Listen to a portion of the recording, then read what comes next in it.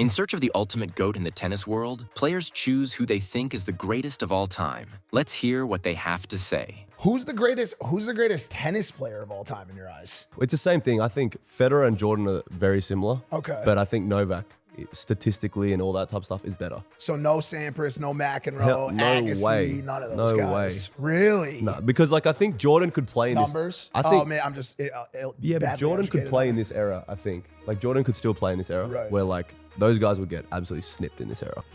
My personal favorite has always been Rafa, because I watched him for so many years, and that's even the first memory I have of watching TV is him winning his first Roland Garros. I still remember, he's playing sleeveless against Puerta, I think, in the final, and running around like a maniac and, getting every ball back. So that's the first memory I even have myself of watching TV and thinking myself when I was 6-7 years old that I would like to be on the screen myself. So in a way, he's the one who started my motivation for tennis. So when it comes to all other records, it's, you can't deny that Novak maybe has a couple of more records than the other ones. But for them, it seems like the Grand Slam count is the ultimate thing that they want to achieve. And I think they've all kind of approached it differently. I've seen Rafa say that for him, I don't think his happiness depends whether who has the most in the end. And there's the cup. I mean, there we have it, the great trophy. 14 times, 22 Grand Slams, a whole load of other, US Open, Australian Open, 2 Olympic gold medals. Are you ready to declare, or at least have people say, that you are now the greatest of all time? You wouldn't agree when I asked you last time.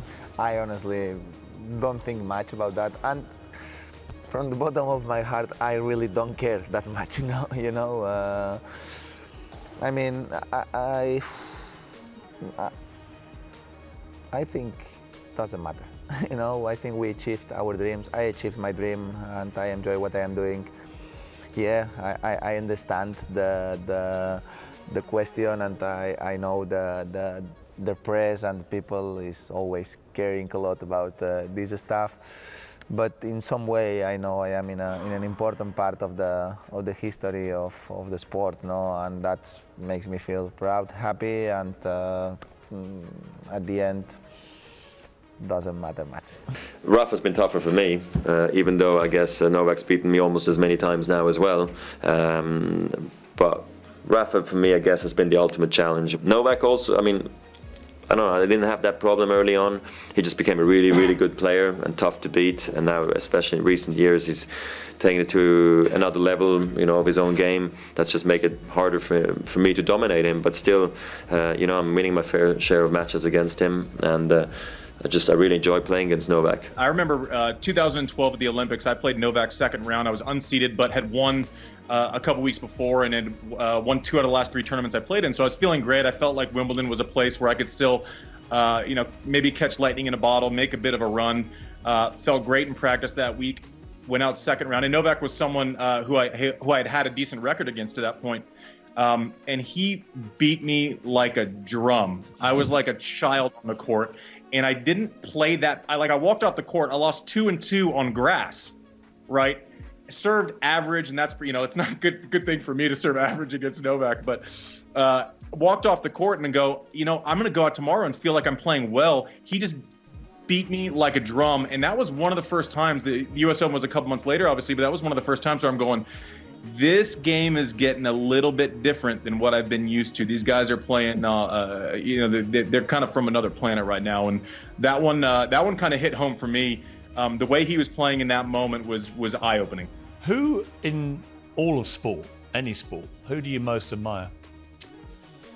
I'm obviously big into basketball, but the thing about tennis that's amazing to me, and I think I put Novak up in one of the best athletes to ever do any sort of sport, is because the intangibles in tennis, you're traveling to a new place every single week.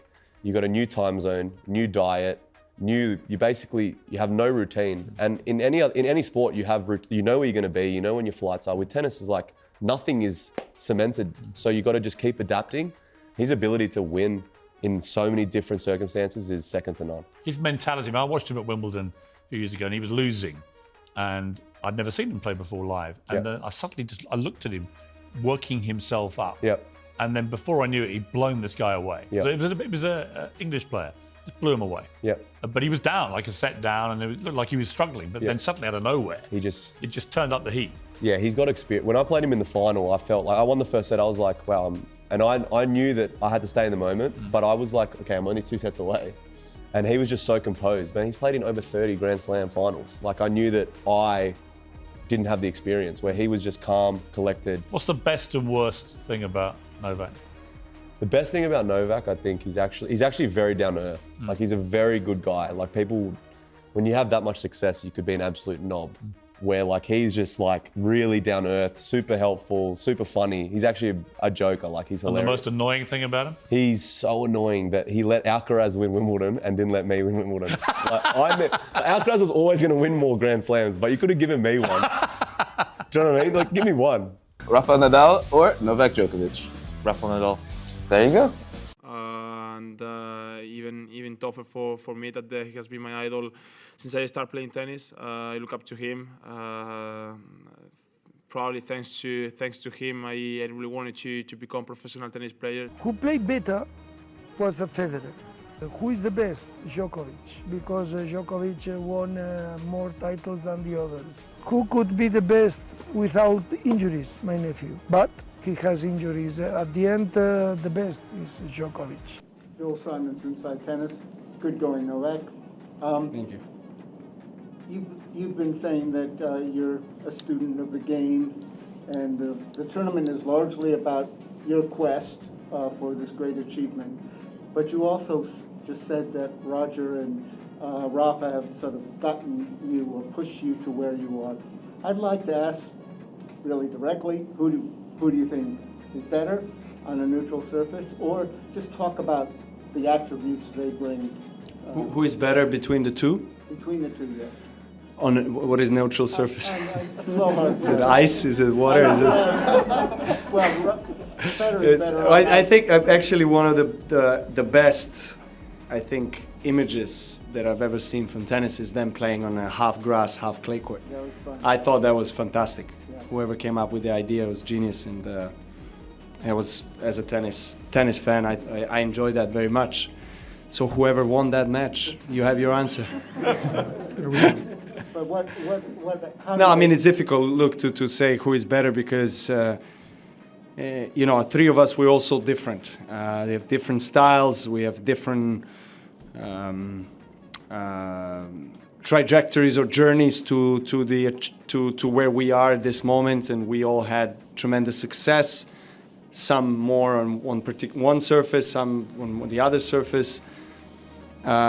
We do complement each other, and I think the rivalry between the big three, so to say, is phenomenal for our sport.